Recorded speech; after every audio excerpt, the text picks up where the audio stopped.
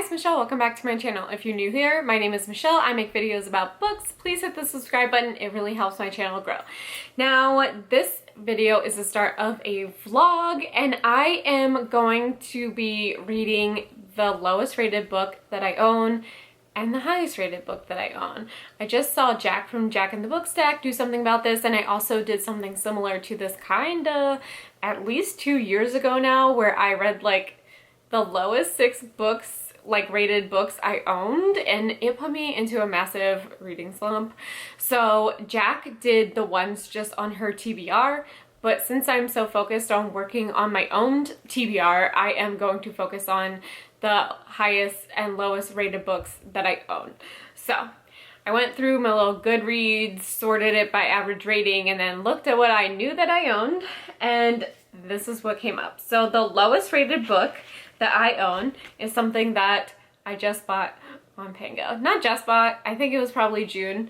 I just read This Time Tomorrow by this author and really loved it and decided that I needed all of her books. So I did that. And now this is the lowest rated book that I own, and that is The Vacationers by Emma Straub. Give me 1 second and I can tell you the rating. Okay, this has an average rating of 3.16 with 73,000 ratings. That is quite a lot. Now, I, this year especially, have not let ratings or reviews dictate how I feel about a book. A couple years ago, Michelle, if I saw something on Goodreads rated less than a 3.6, I immediately took it off my TBR. Do I have regrets? Yes. So I don't do that anymore. And I am going in with an open mind with this one. Normally I go into books not knowing anything, but I will be reading the synopsis to everyone, including myself. So here we go. For the Post, a 2-week trip to the Balearic island of Mallorca with their extended family and friends is a celebration. Franny and Jim are observing their 35th wedding anniversary, and their daughter Sylvia has graduated from high school. The sunlit island, its mountains and beaches, its tapas and tennis courts also promise an escape from tension simmering at home in Manhattan. But all does not go according to plan. Over the course of the vacation, secrets come to light, old and new humiliations are experienced, childhood rivalries resurface, and ancient wounds are exacerbated. This doesn't sound bad. I am starting to try to get into literary fiction, and that's what that sounds like. So this is the lowest rated book that I own that I will be reading. The highest rated book that I own, there were a lot of highly rated books on this list that are not out yet or that I don't own, but this one I actually got this year. This was one of the last YA books that I bought, and I have never read from this author before. It is her debut YA contemporary, and that is All My Rage by Sabaa Tahir. This has a 4.59 rating, which is extremely high. It has 11,000 reviews. I don't know anything about this. So at the beginning of this year, a lot of things happened. I started to move away from YA. My channel name used to be Michelle Reads YA, and I was moving away from that, so I changed my channel name and I kind of changed the direction of where I was reading. But the reviews for this one were so good, and Sabaa Tahir was like promoting it a lot on TikTok and saying that it would destroy you. I have not looked at reviews for this one, so I don't know anything about it really. Lahore, Pakistan, then. Misbah is a dreamer and storyteller newly married to Tawfiq in an arranged match. After their young life is shaken by tragedy, they come to the United States to open the Clouds Rest in motel, hoping for a new start. Juniper, California now. Salahuddin and Noor are more than best friends. They're family. Growing up as outcasts in a small desert town of Juniper, California, they understand each other the way no one else does, until the fight, which destroys their bond with the swift fury of a star exploding. I still don't know what this is about. It sounds like childhood friends to enemies. So yeah, I will be reading both of these pretty much back to back. I have the audio books for both of these. I'm thinking I'm going to start with the worst and then go with the best and see how I feel. Either way, I'm excited to read books off of my own TBR and get these out of the way. I am starting to only keep books that I give like 4 or 5 stars on my shelves. Everything else is unhauled. So we'll see how this goes. Roll the vlog.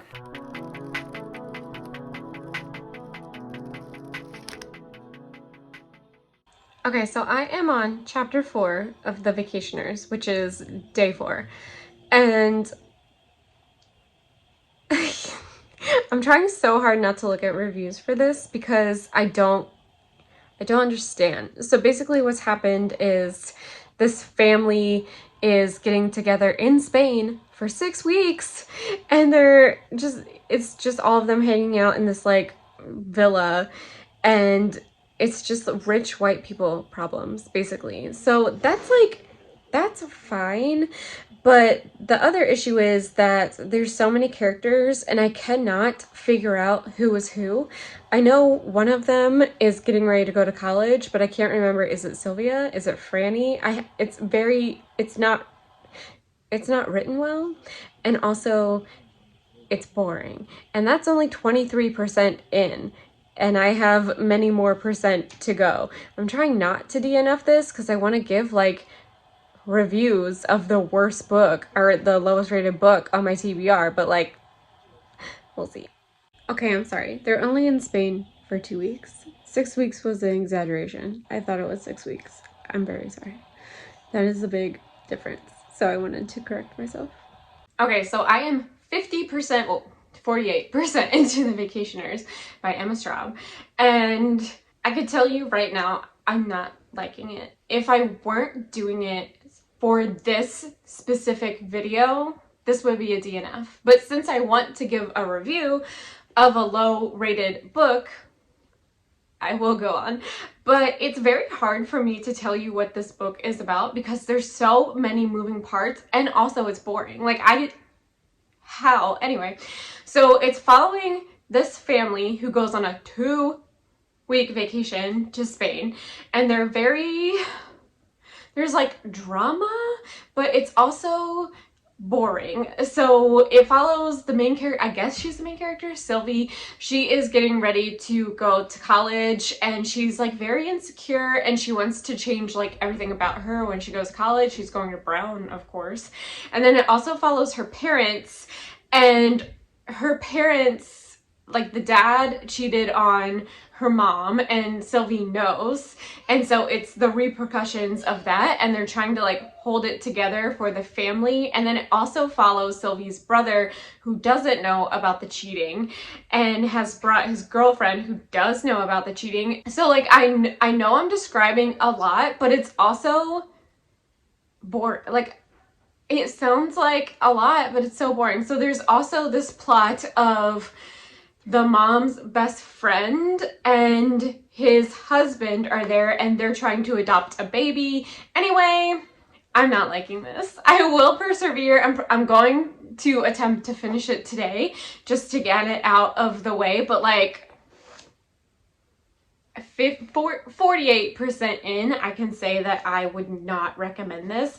And I had heard from other people to like skip most of Emma Straub's books, and I didn't listen because I liked This Time Tomorrow so much, but like I definitely should have listened. And I try not to like let other people influence how I feel about books going in. So like I really wasn't listening. I knew that this was a really low rating on Goodreads. It didn't matter, but like I understand why. So I will maybe check in again, but I will definitely give one final review and give you my star rating.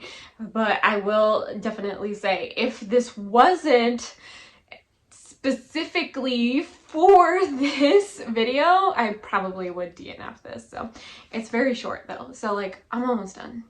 Okay, this is my last update before I finish it. I am 76% into this book and I am liking it more. So like, I'm glad I stuck with it. It's still not going to be an amazing star rating, I can tell you that right now. But like, this promised secrets coming out, and there is a lot of drama with the son, who you don't really like get to know all that well, and you find out he is actually not a great person. So I think that is interesting, and there's a lot of parallels between the parents and the kids. So I think that is like well done, but I still have, you know, 25% left. So I'll definitely let you know what I think, but I understand why people don't like this. That's all I have to say. Wait, now I'm back because there was a One Direction and Taylor Swift reference on the same page, which always is good for me because I'm a basic girl who loves One Direction and Taylor Swift. So like, I'm very happy. Is this book good?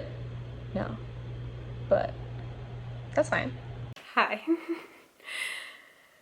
I did finish The Vacationers by Emma Straub. To recap, I got this book because I loved her newest release, This Time Tomorrow. I read it this year and I gave it 5 stars. And in my head, I felt like I needed to own her backlist. So that's how I own this. I literally got it this year. This has a very low rating on Goodreads. I can't remember what I said in the beginning. I think it's like 3.14, which is absolutely not good. 3.16, I'm sorry. A couple good things about this book. It is less than 300 pages. The audiobook was 6 hours. I finished it in basically a day. So all of those are good things. The bad things are aplenty. I am waffling between 1 and 2 stars, and the 2 stars is mostly because I finished it, but I have to stop giving bad books 2 stars because I finished it. Like, I think like this year I have become a more like relaxed reader, and I read for enjoyment purposes only, and I can tell you that I don't think I enjoyed my time reading this, and I am going to have to give it 1 star, right? Oh, I might come back and edit this. I really don't know. But this was not good in my opinion, and it is because we are following a wealthy white family and nothing happens. There is a bunch of cheating in this book, and I will tell you up front, I don't care about cheating in books. I know for a lot of people it's an automatic turn off, it's an automatic DNF, it's an automatic no. For me, I don't I don't condone cheating, like I obviously know, but like every single person in this book, almost every single person in this book was cheating on their significant other, and that is like the whole premise of the book. So I did not love that at all. The second thing is that's it. The cheating is the story, and so what is the point of this? This could have happened anywhere. I don't know why everything had to come out in Spain. Like the setting didn't make any sense, and for the most part while they're in Spain they talk about missing New York City. So I'm gonna have to give it 1 star. Now that it's a 1-star read for me. I did not think it was going to be as unenjoyable as it actually was, because I am such a I'm such a weird reviewer now that like I don't know what to say. Let me read you some of my favorite 1-star reviews though, because I just thought I'm not gonna read this whole thing. Maybe I will.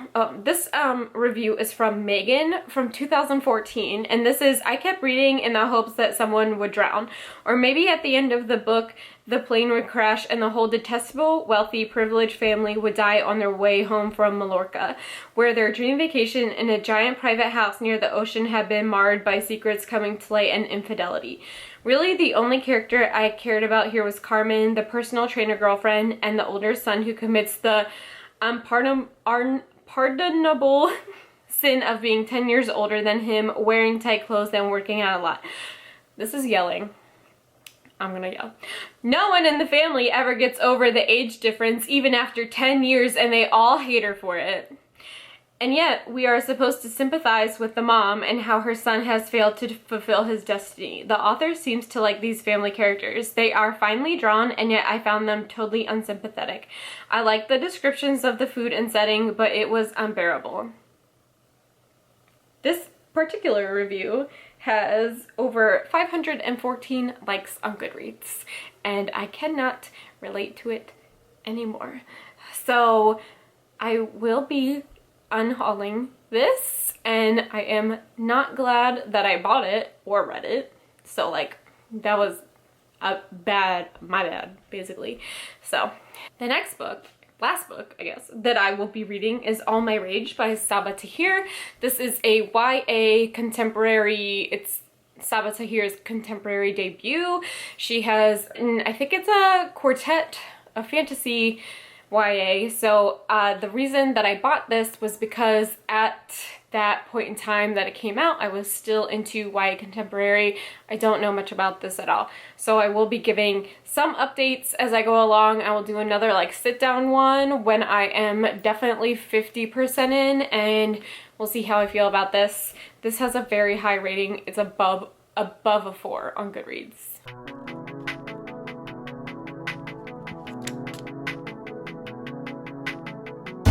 I am 24% into All My Rage by Sabaa Tahir. This is heavy, and I know exactly why past Michelle bought this, and it's because I used to really gravitate towards really heavy YA, and this is that. So although I am not the same reader, I feel like this is still good so far. This is following Sal and Noor, and they used to be best friends.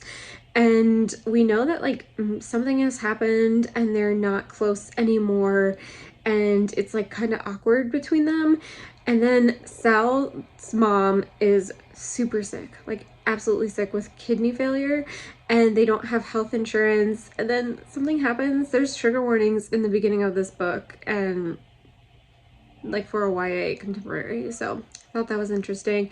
And I am just at like that big plot point where something happened with the mom, and it's heavy. There has been Islamophobia, there has been like, so Noor was rescued from Pakistan after a big accident that killed her entire family, and now lives in California with her uncle, and her uncle does not agree with the Muslim religion and does not want her to go to college, and is super strict, and like all Nora wants to do is have faith and go to college. So it is very interesting family dynamics happening with this. So I'm definitely really liking it. It is definitely heavy, which there's nothing wrong with. So I will check back in at 50%. Hi, I'm sorry that I look like this in advance, but you know, I am 57% into All My Rage by Sabaa Tahir. I know, I don't, thoughts, okay. This could potentially be on the best books of the year list, and I'm only 57% in. I know recently I have talked a lot of shit about YA and YA parents in particular, and the YA parents and guardians in this book are not any exception. They are also shitty, but these characters, Sal and Noor, are just so strong and have been through so much. After the thing that happened with Sal, he is trying to save his mom's, it's a motel, and so he starts dealing drugs, and it is like, can you imagine and his dad is an alcoholic, and he's dealing with all this. And I think he's like 17, he's like a senior in high school. And then Noor is living with her uncle who saved her from the earthquake that she was in Pakistan, and he is possibly abusing her. And it is just so much. There was one scene where Noor is having a confrontation with her like academic competitor, and I don't remember her name, but she was so racist and Islamophobic and calling her illegal, like, to her face. And I, like, it was so uncomfortable for me to read. Like, I couldn't even imagine having to read this. And so it was just like, this is a very good book, and I understand, and I'm so glad that past Michelle bought this, because like I remember when I pre-ordered it, and I remember when it came finally, I wasn't like very excited about it anymore because of just my interests were changing. And when I picked this up for this video, I still wasn't excited. So like this has just been chilling on my shelf since like February, I think, and like it's amazing. So I don't know if I will give another update before I finish, but it is very good. Also, something that was in this book is at the very beginning of the book and the audiobook, there are trigger warnings for this one, which I don't see a lot in YA, especially YA contemporary. Like, this is not a YA thriller, it doesn't have to do with like any of that, and there's still trigger warnings, which I think is really excellent for any book, really. So what I'm trying to say is I'm really liking this book. It is so heavy. It is a heavy YA contemporary, but Sabaa Tahir's writing is so good.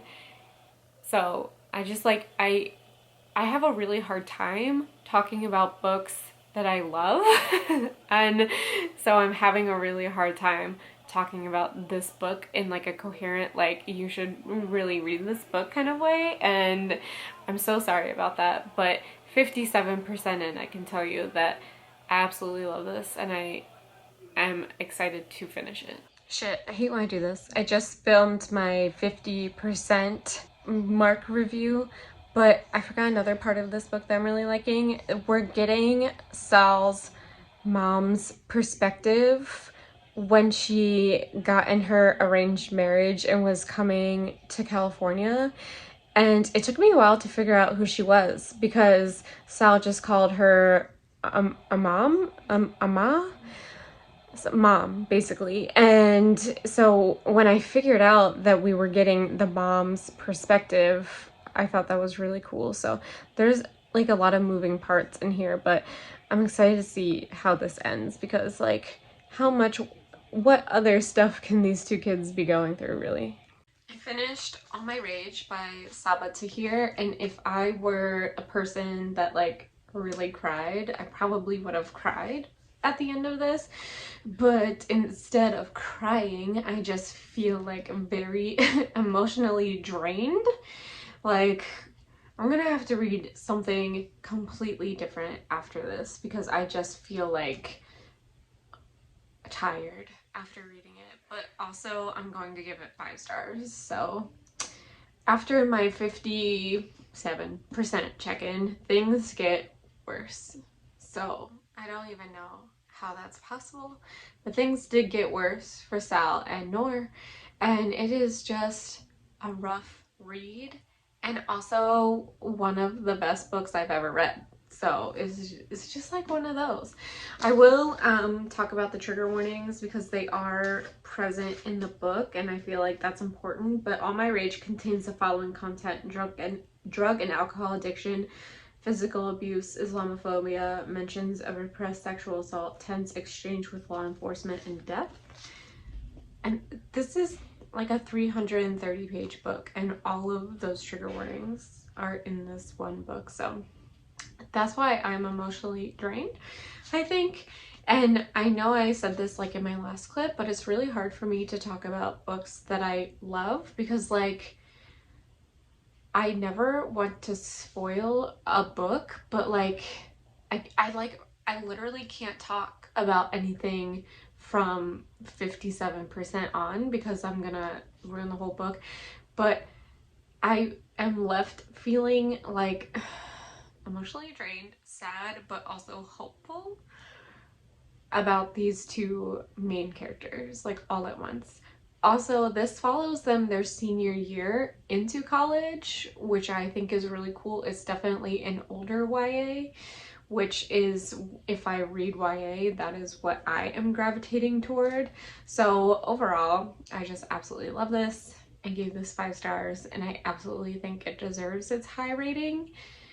I would be interested to see what people are like, if they're 1-star rating it, what they're doing that for. I might actually look that up. So in conclusion, The Vacationers had a 3.16 rating.